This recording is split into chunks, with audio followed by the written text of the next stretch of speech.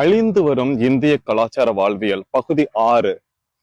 ஃப்ரெஷ்ஷா காலையில குளிச்சு முடிச்சுட்டு வந்த உடனே காதுக்கு பின்புறத்திலே 2 பெரிய துளசி இலைகளை வைக்க வேண்டும் என்று குருகுலத்திலே சீடர்களுக்கு சொல்லிக் கொடுத்தார்கள். அது மட்டுமல்லாமல் நம்முடைய மூதாதையர்கள் சொல்லி இந்தியாவில் இருக்கிற அனைத்து மக்களும் செய்து கொண்டிருந்தது. சில நூற்றாண்டுகளுக்கு முன்பு வெள்ளையர்கள் படையெடுப்பு செய்து நம்ம இந்தியாவுக்கு வந்ததுக்கு அப்புறம் காதுக்கு பின்னாடி பூ வைக்கிறாங்க, இலை வைக்கிறாங்க என்று நம் மக்களை பார்த்து கேலி செய்தவுடன் அதை பார்த்து வெக்கப்பட்டுக்கிட்டு தூக்கி போட்டதுதான் இன்னைக்கு அந்த பழக்க வழக்கமே போய்விட்டது. இது என்ன காதுக்கு பின்னாடி எதையோ ஒண்ணு வைக்கிறது அப்படின்னு பாத்தீங்கன்னா ஒரு சின்ன விஞ்ஞான விளக்கம்.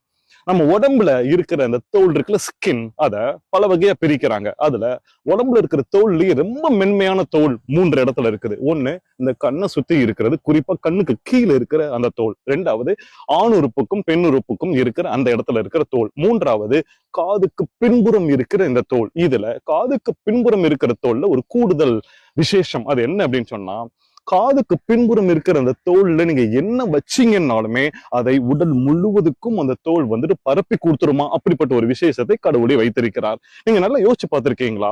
நமக்கு சளிக்கு ஜலதோஷத்துக்கு வந்துட்டு தைலம் தடவணும் அப்படின்னா நெத்தியில தடவும், மூக்குல தடவும், கழுத்துல கூட தடவலாம், இந்த பக்கம் தடவலாம், சைனஸ் இருக்கிற இந்த பகுதியில தடவலாம். ஆனால் நம்ம தாத்தா பாட்டி சொல்லுவாங்க காதுக்கு பின்னாடி தடவுன்னு சொல்லுவாங்க. காதுக்கு பின்னாடி நம்ம தடவுனோம்னா கரெக்டா அது கிளியர் ஆன மாதிரி நம்ம ஃபீல் பண்ணலாம். ஏன்னா காதுக்கு பின்னாடி நம்ம தைலத்தை தடவனோம்னா அது கரெக்டா எங்கெங்க கொண்டு போகணுமோ அது கொண்டுட்டு போயிடும். சரி, ரோஜா பூவை காதுக்கு பின்னாடி வைக்கணும், மல்லிகை பூவை காதுக்கு பின்னாடி வைக்கணும், வச்சுட்டு கோயிலுக்கு போகணும் அப்படின்லாம் சொல்லுவாங்க. ஏன்னா அந்த பூவை வைக்கும் போது நம்ம உடல் முழுவதும் அந்த ரோஜா பூவுடைய கேரக்டர் என்ன, மல்லிகை பூவுடைய கேரக்டர் என்னன்னா காதல். அந்த காதல் இறைவன் மீது கோவிலை சுத்திட்டு இருக்கிறப்ப ஈஸ்வரா ஈஸ்வரா என்று அந்த ஈஸ்வரனுக்குள் மூழ்கி கோவிலை சுத்துவோம். அந்த பக்தி பரவசம் நமக்கு வரும் என்பதனால் காதுக்கு பின்னாடி ரோஜா பூவெல்லாம் வச்சுட்டு இருந்தோம். துளசி இலைய காதுக்கு பின்னாடி ஏன்டா வைக்கணும்? இளைஞர்கள்லாம் கேட்கலாம். அதுக்கு பேசாம நீங்க வாயிலேயே போட்டுட்டு தின்னுட்டீங்கன்னா மொத்தமா அது உடம்புக்குள்ளதானே போகுது என்றால், வாயுக்குள்ள போட்டு நீங்க தின்னீங்கன்னா அந்த துளசி இலையில காரம் வரும். துளசி இலையில இருக்கிற விட்டமின், சத்து அதெல்லாம் உங்க உடம்புக்குள்ள போகும். ஆனால் துளசி இலையில ஒரு பெரிய பிளஸ் பாயிண்ட் இருக்கு. அது என்ன தெரியுமா? துளசி இலையில எந்த இலையிலுமே இல்லாத ஒரு பாசிட்டிவிட்டி இருக்குது.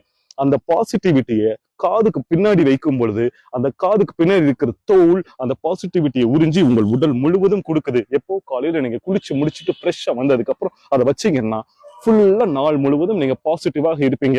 எவனை வெட்டணும், குத்தணும், கோபம் அதெல்லாம் இல்லாமல் நீட்டாக இருப்பீர்கள் என்பதை குருகுலத்தில் கண்டுபிடித்து சொல்லி வைத்திருக்கிறார்கள். கருவிகள் எதுவுமே இல்லாமல் மூதாதையர்கள் எப்படித்தான் இதையெல்லாம் கண்டுபிடித்தார்களோ இதையெல்லாம் தூக்கி போட்டுட்டோம். அவமானம், அசிங்கமான விஷயம் என்று தூர எரிந்து விட்டோம். மறுபடியும் இந்திய வாழ்வியலில் நம் இழந்த விஷயங்களை மீட்டெடுக்க வேண்டிய பொறுப்பு இப்பொழுது நம் கையில் இருக்கிறது. தயவு செய்து இது அனைத்தையும் மீட்டெடுப்போம். வெட்கம் பார்க்க வேண்டாம், பிளீஸ். நன்றி.